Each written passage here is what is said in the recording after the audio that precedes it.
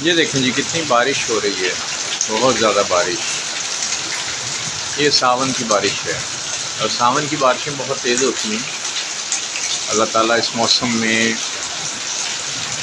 پانی برساتا ہے، اور اس پانی کی وجہ سے پھر درخت ہرے بھرے ہوتے ہیں، گھاس کے میدان بنتے ہیں، اور جناب جنگلات بڑھتے ہیں، اور پانی کے ذخائر میں اضافہ ہوتا ہے۔